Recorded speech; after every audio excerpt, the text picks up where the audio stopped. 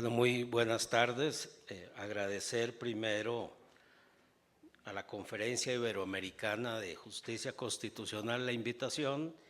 sobre todo también a la Corte de Constitucionalidad del Ecuador. Mi primera vez en Ecuador, aquí en Quito. Recordaba yo en la mañana que siendo un niño de escasos 10 años, en mi casa mi papá escuchaba una emisora y los domingos a las 7 de la mañana cantaba siempre la misma persona y se me quedó pendiente una parte de una canción que terminé ahora buscando un pedacito que me faltaba, que decía así: hemos jurado amarnos hasta la muerte y si los muertos aman, después de muertos amarnos más. Julio Jaramillo. Con él aprendí a amar Ecuador con 10 años. Bueno, ahora sí, eso me hizo recordar linda época de mis padres ya en el cielo. Bueno, voy a arrancar el directo también porque sobre la marcha hice un resumen de la conferencia para decir que hoy en día es muy fácil hablar de la supremacía, de la fuerza normativa y eficacia directa de la Constitución política, lo que hace unos años era muy complejo.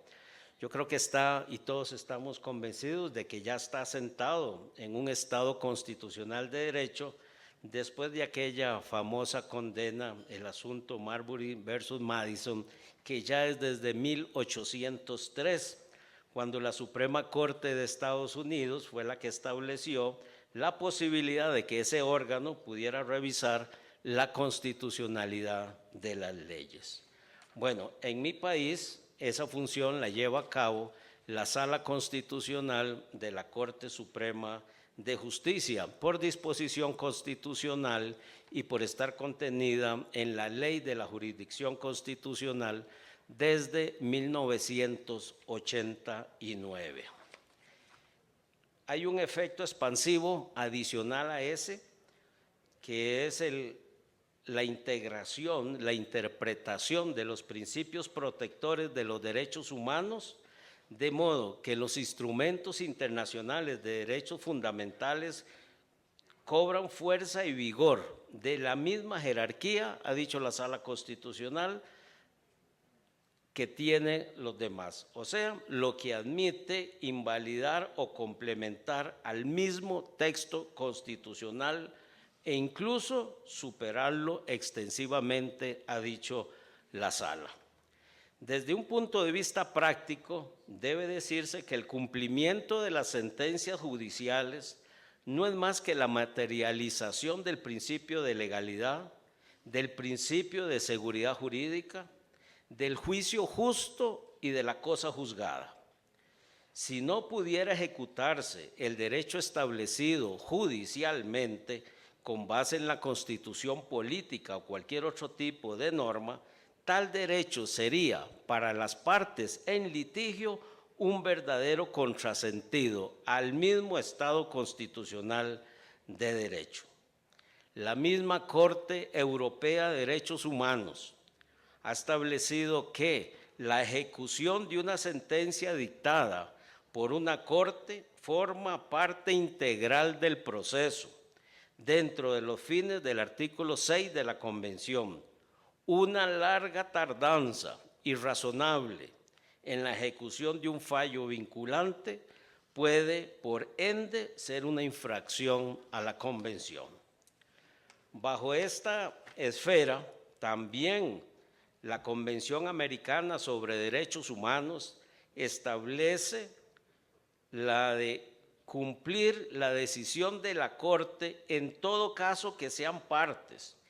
y la parte del fallo que componga indemnización compensatoria se podrá ejecutar en el respectivo país por el procedimiento interno vigente para la ejecución de las sentencias. Incluso determinó desde sus primeras sentencias que revisará el cumplimiento del pago de la indemnización acordada y que solo después de su cancelación archivará el expediente.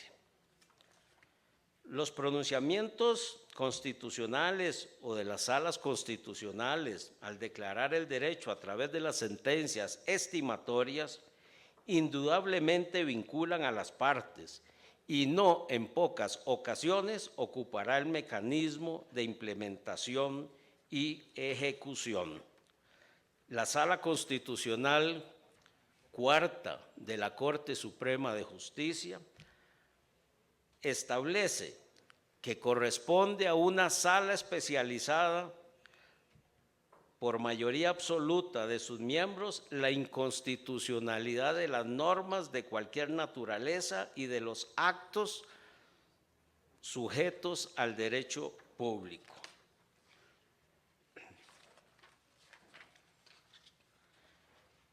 Antes de entrar al tema propiamente de la ejecución por parte de la Sala Constitucional, vale la ocasión resaltar que la ley de la jurisdicción constitucional establece en sus artículos 11 y 13 que todas las resoluciones que dicte la Sala son irrecurribles y con efectos vinculantes erga omnes, excepto para sí misma. Asume la Sala un control de constitucionalidad concentrado, exclusivo y excluyente en Costa Rica. A partir del año 2009, 20 años después de creada la Sala Constitucional, se crea el Programa de Seguimiento de Sentencias, unidad perteneciente a la presidencia de la Sala Constitucional, con el fin de dar seguimiento a las sentencias de los recursos de amparo y de habeas corpus declarados con lugar, a efectos de comprobar su estado de ejecución y conocer las motivaciones de la administración en caso de incumplimiento. De esta forma, se han desarrollado procedimientos expeditos para la generación de propuestas e información relevante que permiten a la autoridad recurrida y tomadores de decisiones la adopción de medidas para el efectivo cumplimiento de las sentencias condenatorias emitidas por la Sala Constitucional. Ello también ha dado como resultado colateral un aumento en la tendencia al cumplimiento voluntario de las órdenes dictadas por el Tribunal Constitucional. Y lo que es más importante, la disminución de conductas lesivas de los derechos fundamentales de las personas, así como el fortalecimiento de la eficiencia y eficacia en toda la administración pública. El protocolo de seguimiento de sentencias contiene las normas, procedimientos y documentación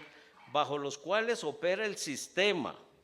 que se contribuye para el levantamiento de los datos necesarios para medir el grado de cumplimiento de las sentencias. A tal propósito, se creó unas diligencias que la Sala conoce como de inejecución de sentencia, que se tramita dentro del propio expediente a cargo del magistrado que lo instruyó, quien otorga audiencia o traslado a la parte contraria para que rinda el informe respectivo.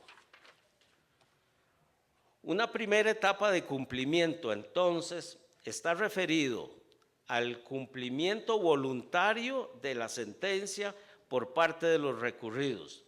Sin embargo, en caso de desacato o desobediencia, la misma ley de la jurisdicción constitucional establece el procedimiento bajo el cual se hace la prevención de abrirse en su contra por no cumplimiento mediante un procedimiento disciplinario o bien por desacato ante el Ministerio Público. La siguiente etapa es la ejecución medular en el sistema, cuando la Sala recaba la información sobre el grado de cumplimiento de sus sentencias a partir de comunicaciones que el mismo letrado establece con las partes. El programa de seguimiento de las sentencias de la Sala Constitucional, como dije, que inicia a partir del 1 de octubre del 2009 y a 15 años de su vigencia, presenta datos elocuentes que permiten concluir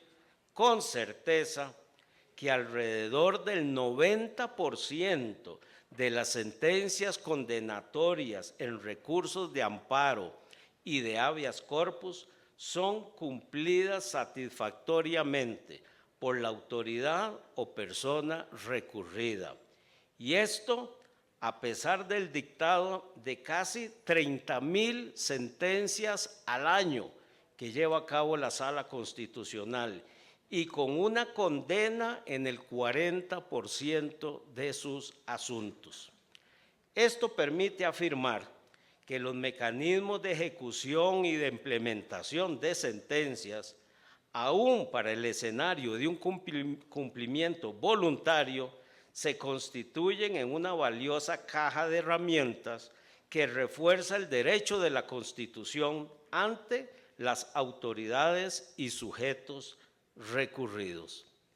En el caso de Costa Rica, y aquí termino, se asegura que ese alto cumplimiento de sentencias condenatorias implica un cambio en la cultura jurídica de los funcionarios recurridos frente a las sentencias constitucionales y que al constatarse el nivel de cumplimiento se hace por principio o por el reconocimiento de la autoridad recurrida por no afrontar el inicio de un procedimiento de ejecución de sentencias. Muchas gracias.